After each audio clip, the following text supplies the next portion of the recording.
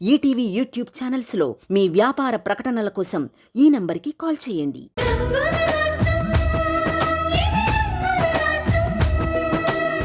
అన్నీ నిశ్చయించుకున్నాక ఇలా మాట్లాడతావేంటి? ఏమి నిశ్చయించుకున్నాం? వాళ్ళొచ్చారు, సుష్మాన్ చూసెళ్లారు.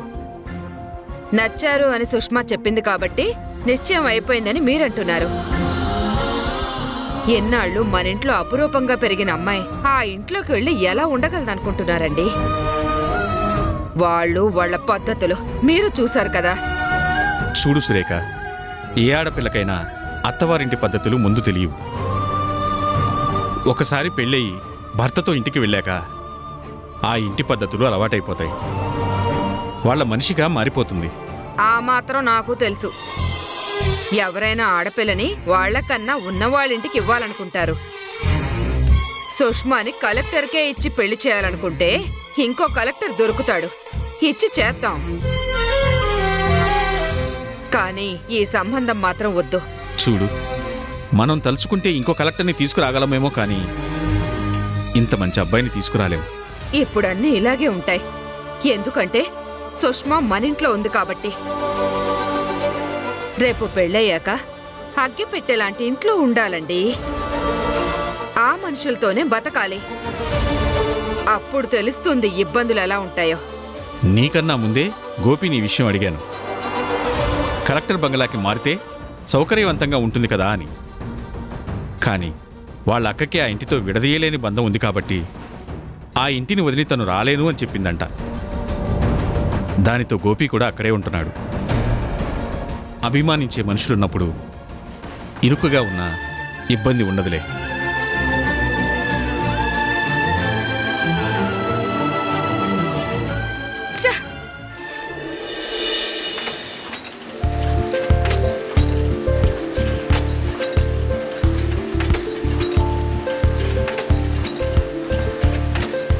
సార్, మేడం మీకు లంచ్ తీసుకొస్తాం సార్.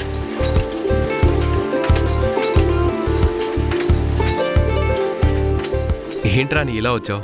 వర్కులో పడి మీరు తిండిని కూడా మర్చిపోతున్నారు కదా. అందుకని నేను మర్చిపోకూడదు కదా, అందుకే క్యారెస్ తీసుకుని వచ్చాను. నీకెందుకురా నీ శ్రమ? ఎంతో శ్రమ చేస్తూ మీరు ప్రపంచాన్ని మర్చిపోయినా మీరే ప్రపంచంగా బ్రతుకుతున్న నేను మర్చిపోకూడదు కదా. ఆయన కడుపు నిండా తిండి తింటేనండి పనిచేయడానికి ఒప్పుకుంటుంది. భోజనం చేద్దరు గాని రండి. అన్నా, అందరూ రండి, భోజనం చేద్దరు గాని. మేమెందుకు సార్, మీరు భోంచేయండి. మేమంతా ఇంకో పక్కన కూర్చొని తింటాం. అందరం కలిసి పనిచేస్తున్నప్పుడు భోజనం కూడా కలిసే చేయాలి. మా రాణి వంట బాగా చేస్తుంది. మీరు కూడా రుచుద్దురు గాని రండి. మేడం మీ ఒక్కరికే తెచ్చుంటారు కదా, ఇంతమంది కంటే మేడం కంగారు పడిపోతారేమో. ఆయన మనసు ఏంటో నాకు తెలుసు కదా, అందుకే పెద్ద క్యారెస్ తీసుకుని వచ్చాను. రండి. రాణి గురించి మీకు తెలియదు కదా, ముందు 10 మందికి పెట్టాకే తను తింటుంది. రండి అన్నా, రండి.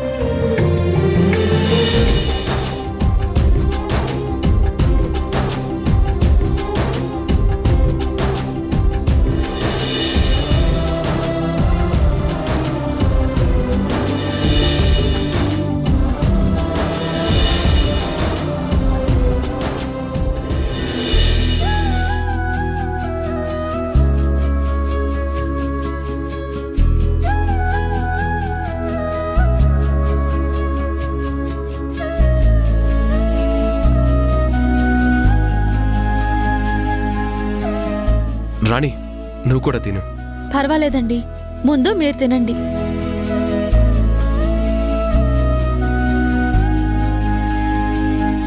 బాబాయ్, అన్నా, వంట ఎలా ఉంది? అమ్మ చేతి వంట ఎలా ఉంటుందమ్మా? అమృతంలా ఉంటుంది. అలాగే ఉంది. పనివాళ్ళ కష్టాన్ని దోచుకునే యజమానులు చాలామంది ఉంటారమ్మా. కానీ పనివాళ్లతో కష్టపడి వాళ్ళతో కలిసి భోజనం చేసే యజమానులు చాలా అరుదుగా ఉంటారమ్మా. మా రాధాకృష్ణ గారిలాగా. శ్రమ అందరిది అయినప్పుడు ఫలితం ఒక్కరిదే కాకూడదు. నేను ఈ ఫ్యాక్టరీ ఓపెన్ చేసినప్పుడే చెప్పాను కదా, అందరం కలిసి కష్టపడి పనిచేద్దామని. ఇది మన అందరిది అయినప్పుడు మీరు వేరు నేను వేరు ఎలా అవుతాం? చాలా మంది అవకాశం వచ్చేంత వరకు ఆదర్శాలు మాట్లాడతారు. అవకాశం వచ్చాక అవకాశవాదులుగా మారిపోతారు. కానీ మీరు అప్పుడు ఎలా ఉన్నారో ఇప్పుడు అలాగే ఉన్నందుకు నాకు చాలా సంతోషంగా ఉందండి. అభిప్రాయం అనేది పదే పదే మార్చుకోకూడదు రాణి. అలా మార్చుకుంటే మనిషికి విలువ ఉండదు. ఇప్పటికే లేట్ అయింది, నువ్వు కూడా తిను. మీ అందరికీ వడ్డించాక తింటాను. అలా కాదు కానీ నేను తినిపిస్తాను, నువ్వు తిను. పర్లేదు, తిను.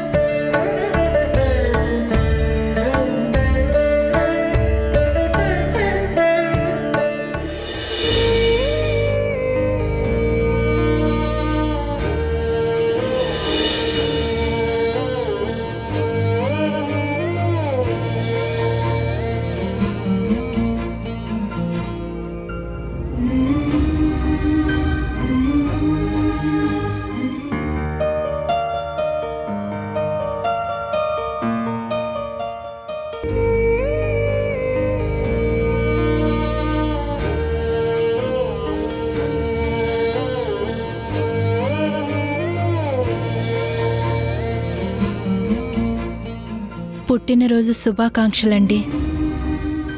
మనం కలిసున్నప్పుడు మీ పుట్టినరోజు అంటే మీకిష్టమని తీపిగారెలు చేసేదాన్ని. తర్వాత మనం గుడికి వెళ్ళేవాళ్ళం. ఆ రోజంతా నాకు పండగలా ఉండేది. కానీ ఈరోజు మీరెక్కడో ఉన్నారు, నేనెక్కడో ఉన్నాను. అందుకే ఇలా మీ ఫోటోకి శుభాకాంక్షలు చెప్తున్నాను.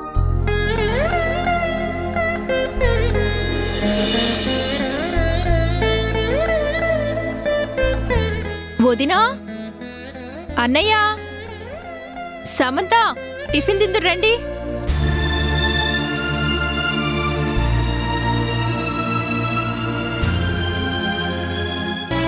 ఏంటి పూర్ణ, టిఫిన్ నువ్వు చేయకుండా చెల్లెమ్మతో చేస్తున్నావా? నేనేం మీ చెల్లెల్ని కష్టపెట్టడం లేదండి.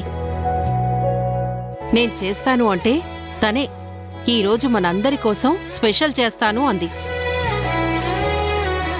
అసలు నన్ను వంటింటి వైపు రావద్దు అంది. ఆడపడుచుగారి ఆజ్ఞ కదా, కాదని ఎలా అంటాను? వదిన్నేమీ అనకన్నయ్యా. ఈ ఇల్లు నాకు పరాయిదేం కాదు కదా. సరదాగా అన్నలేమ్మా. ఉమ్.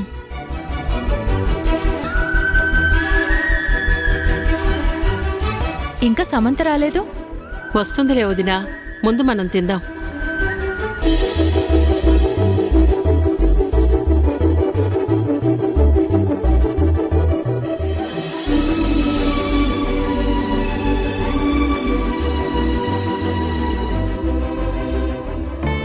పాకంగారిలో ఇవంటే సూర్యంకి చాలా ఇష్టం. అయినా ఇంత పొద్దున్న ఇవి చేసావేంటమ్మా? ఈరోజు ఆయన పుట్టినరోజు అన్నయ్య. ఆయన ఎలాగూ మనతో కలిసి లేరు, ఎక్కడో దూరంగా ఉన్నారు. అందుకే ఆయనకిష్టమైన తీపిగారెలు చేశాను. అయితే ముందు మాకు పెట్టావేంటొదినా? దేవుడికి పెట్టు, తర్వాత మనం తిందాం. నా దేవుడి కోసం తీసాకే మనందరికీ పెడుతున్నాను వదినా. మీరు తినండి.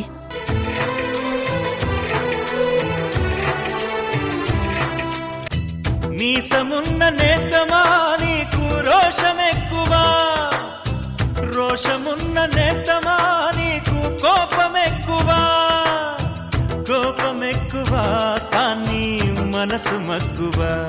స్నేహానికి చలికాడా, దోస్తీకి సరిజోడా, ఏళ్ళెదిగిన పసివాడా. ఏమైందండి? ఏంటండి తినకుండా అలా ఆలోచిస్తున్నారు? కాలం ఎంతలా మారిపోయింది పూర్ణ. అప్పుడు ఆస్తులు అంతస్తులు లేవు, కానీ అందరం ఒకే దగ్గరున్నాం. పేదరికంలో ఉన్నా ఆనందంగా ఉన్నాం. నాకు కష్టం వస్తే నేనున్నాను అని నిలబడే నా సూర్యం ఉన్నాడు అనే ధైర్యంతో ఉండేవాణ్ణి. కానీ ఈరోజు కోట్ల కొద్దీ ఆస్తుంది. ఎలా కావాలంటే అలా బ్రతికే బ్రతుకుంది. మనం బయటికి వెళ్తే 100 మంది దండం పెట్టే స్థాయి ఉంది. కానీ మనసులో ఆనందం మాత్రం లేదు. నా సూర్యం పక్కన లేకపోతే ఈ ప్రపంచమే శూన్యంలాగా ఉంది. నేనే ప్రపంచం అనుకునే నా స్నేహితుడు నా దగ్గరికి ఎందుకు రావడం లేదో నాకు అర్థం కావడం లేదు. చివరికి ఈ సమస్యల్లో పడి వాడి పుట్టినరోజును కూడా నేను మర్చిపోయాను. ఇంకా నాకు ఈ బ్రతికెందుకు పూర్ణ? నేను కళ్ళు మూసేలోగా మళ్ళీ వాణ్ణి కళ్ళారా చూడగలనా అనిపిస్తుంది. మీరలా అనకండి అన్నయ్య. ఆయన దూరంగా ఉన్నారేమో కానీ మీకు దూరం అయిపోలేదు. ఆయన ఎక్కడున్నా ఆయన శ్వాస ధ్యాస మీ మీదే ఉంటుంది. మీ గురించే ఆలోచిస్తూ ఉంటారు. కానీ కొన్ని కారణాలు మీకు దూరంగా ఉంచుతున్నాయి. తప్పకుండా మీరిద్దరూ ఒకటయ్యే రోజు వస్తుంది. తినండి అన్నయ్య. ఆ నమ్మకంతోనే బ్రతుకుతున్నానమ్మా.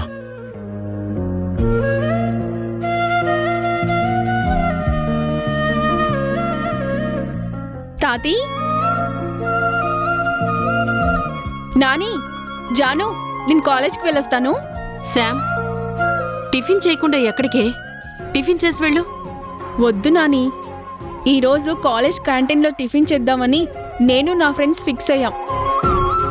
నేను వాళ్లతో కలిసి తింటాను. అమ్మ సమంత. ఏంటి జాను? ఒక్క నిమిషం అమ్మా.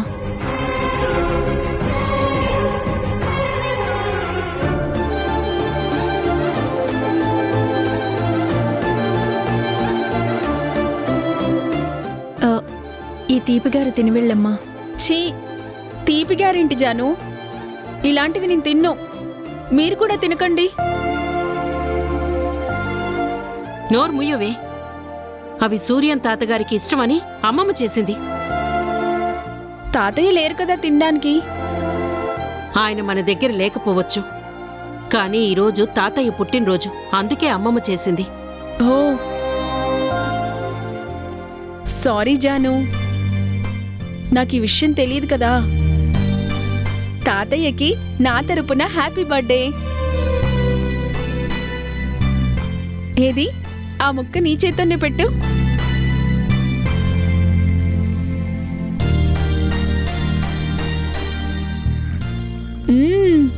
సూపర్గా ఉంది జాను. జాను, తాతయ్య నాకు ఎదురైతే ఎంత గ్రాండ్గా విష్ చేస్తానో నువ్వు చూస్తావు కదా.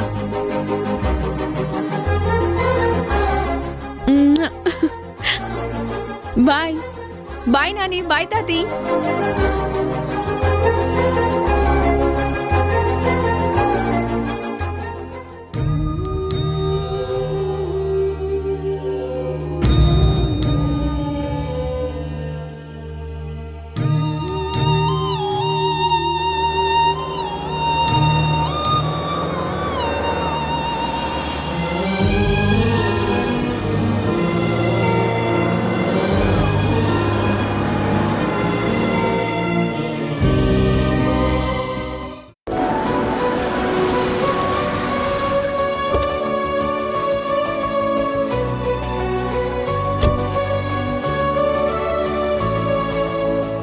హాయ్ సాయ్. హాయ్.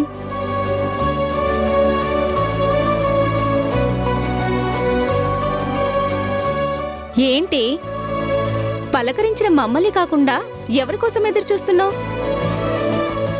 ఇంకెవరి కోసమే? ఆ బకరా కోసమే అయి ఉంటుంది. బకరానా? ఎవరే? ఇంకెవరు? వర్షానే. దీని నిజస్వరూపం తెలియక గుడ్డిగా నమ్ముతున్న బకరా అదే కదా. ఏ కరెక్ట్గా చెప్పావే, కానీ ఎక్కడ పడితే అక్కడ ఇలా వాక్కు. ఎవరైనా విన్నారంటే నాకు ప్రమాదం. సరే కానీ క్యాంటీన్కి వెళ్ళి టిఫిన్ చేద్దాం పదండి.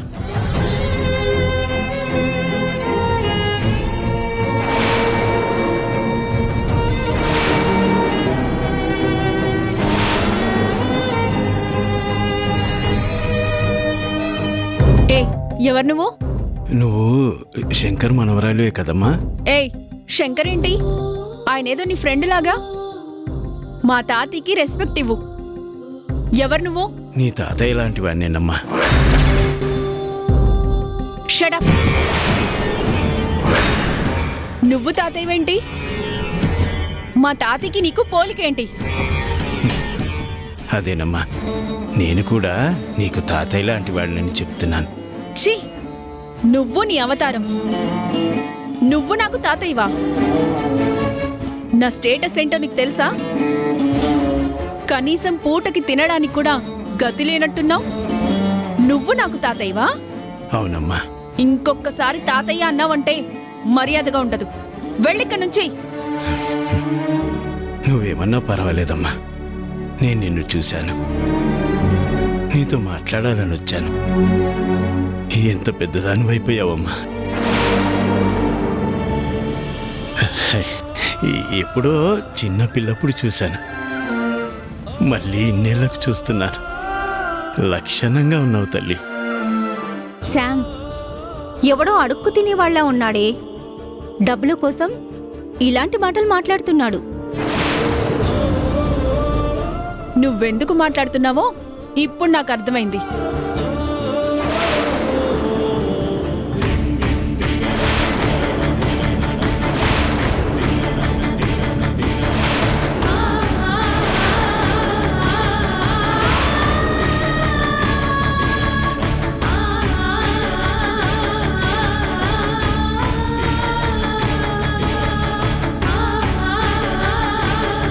తీసుకో, పండగ చేసుకో. అలాగేనమ్మా. నా మనవరాలు నాకు మొదటిసారి గిఫ్ట్ ఇచ్చింది కదా, అలాగే దాచుకుంటాను. నిజంగా నాకు ఈరోజు పండగేనమ్మా. ఏయ్, ఇంకొకసారి పిచ్చి పిచ్చిగా మాట్లాడవంటే సెక్యూరిటీతో గెంటిస్తాను. ఏదో పెద్దవాడివి కదా అని ఆలోచిస్తుంటే పదే పదే మనవరాలంటావేంటి? You idiot, get out from here. పోనీలేవే, ఈ మధ్యలో బెగ్గర్స్కి ఫ్యాషన్ అయిపోయింది, వదిలేవే. I'm not a beggar, I'm a gentleman. Mind it.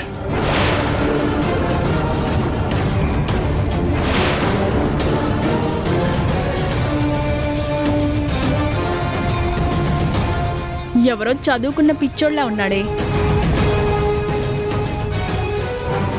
ఇలా వరుసలు కలుపుకొని పిలిస్తే చిల్లర బదులు నోట్లు ఇస్తామని అడుకోవడంలో ఈ ఒక రకమైన తెలివితేటలేమో. 100 ఇచ్చా కదా, అందుకే వెళ్ళిపోయాడు.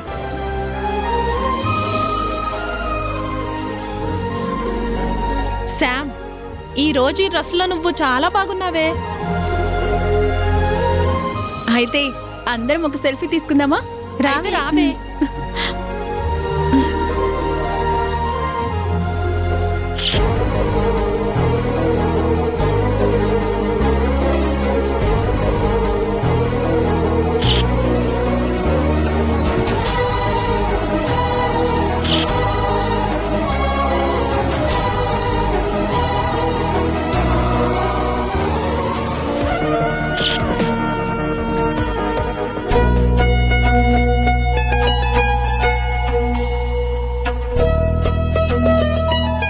చాలే, పదండి వెళ్దాం. పదండి.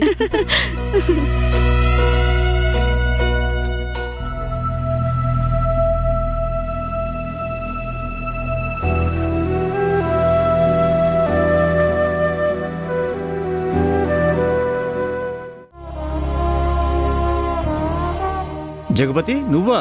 ఎన్నాళ్ళైంది నేను చూసి. రారా కూర్చో. ఎక్కడికో వెళ్తున్నట్టున్నావు, డిస్టర్బ్ చేశానా? అదేం లేదు, ఫ్యాక్టరీకే వెళ్తున్నాను. ఈ మధ్య ఒక కుర్రాడు మా ఫ్యాక్టరీని రీఓపెన్ చేశాడు. అన్నట్టు మీ అబ్బాయి ఏం చేస్తున్నాడు? నా నుంచి బయటకొచ్చి పని చేసుకుంటున్నాడు. ఏం మాట్లాడుతున్నావు జగపతి? నీ కిందే వేల మంది పనిచేస్తున్నారు. నీ కొడుకు ఇంకొకరి దగ్గర పనిచేయడం ఏంటి? ఎందుకు, ఎక్కడ పనిచేస్తున్నాడు? మీ ఫ్యాక్టరీలోనే ఒక కూలీగా పనిచేస్తున్నాడు.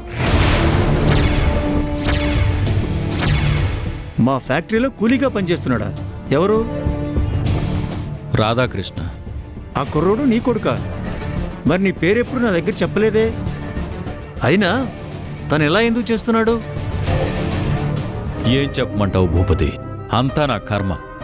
ఒక్కగానొక్క కొడుకు కదా అని అల్లారు ముద్దుగా పెంచాను. వాడి కోసం 100 కోట్ల ఆస్తులు సంపాదించాను. ఆస్తులు ఇంకా ఎలా పెంచాలో ఆలోచించు అని చెప్పాను. ఒక మంచి సంబంధం చూశాను, పెళ్లి చేసుకో, దాంతో మరింత కలిసొస్తుంది అని చెప్పాను. కానీ ఆ మాటలేవి వాడి చెవికెక్కలేదు. నేనేదో అందరినీ దోచుకున్నట్టు మాట్లాడాడు. నా ఇంట్లో ఉండలేను, నా సంపాదన తినలేను అని ఇంట్లోంచి వెళ్ళిపోయాడు. అందుకని నువ్వు వదిలేసావా? బయట ప్రపంచం ఎంత భయంకరంగా ఉంటుందో తెలియాలి కదా. అందుకే నా ఇంట్లోంచి బయటికి వెళ్ళిపోతాను అన్నప్పుడే చెప్పాను, నా పేరు వాడకూడదు అని. అందుకే వాడెక్కడా నా కొడుకని చెప్పుకోడు. ఈరోజు కంపెనీలో కూలీలతో కలిసి ఒక కూలీగా పనిచేస్తున్నాడు. తన స్థాయి ఏంటో స్థానమేంటో మరిచిపోయి నా పరువు తీస్తున్నాడు. వాడు తప్పు చేస్తే రాధాకృష్ణ తప్పు చేశాడు అనరు, జగపతిరావు కొడుకు తప్పు చేశాడు అంటారు. అలాంటి వాడు మీ కంపెనీలో ఉండడం నీకు పరువు తక్కువ. అందుకే వాడిని నిర్దాక్షిణ్యంగా బయటికి గెంటే. వాడు చేస్తున్న తప్పేంటో వాడికి తెలియాలి. సాటి బిజినెస్ మ్యాన్గా అడుగుతున్నాను, నాకు ఈ సహాయం చేయి. నీ మాటలు విన్నాక నేను ఒక నిర్ణయానికి వచ్చాను. తప్పు ఎవరు చేసినా తప్పే, దానిని క్షమించకూడదు. పద, ఇద్దరం కలిసి ఫ్యాక్టరీకి వెళ్దాం, అక్కడే తేల్చేద్దాం. ఇన్ని రోజులు సుష్మా అంటే వేణుగోపాల్ కూతురు, కానీ ఈ రోజు నుంచి వైఫ్ ఆఫ్ గోపి, మీ ఇంటి మనిషి. మీ పద్ధతిని తన పద్ధతిగా మార్చుకోవాలి. హా, బాగుంది. ఎన్ననుకుంటే మాత్రం ఈ పెంకిటిల్లు ప్యాలెస్ అవుతుంది. తారతమ్యాలు లేవని మనం అనుకుంటే సరిపోదు. ఈటీవీ విన్ యాప్ రోజుకి కేవలం రూపాయి మాత్రమే. ఇప్పుడే ఈటీవీ విన్ యాప్ డౌన్లోడ్ చేసి సబ్స్క్రైబ్ చేయండి.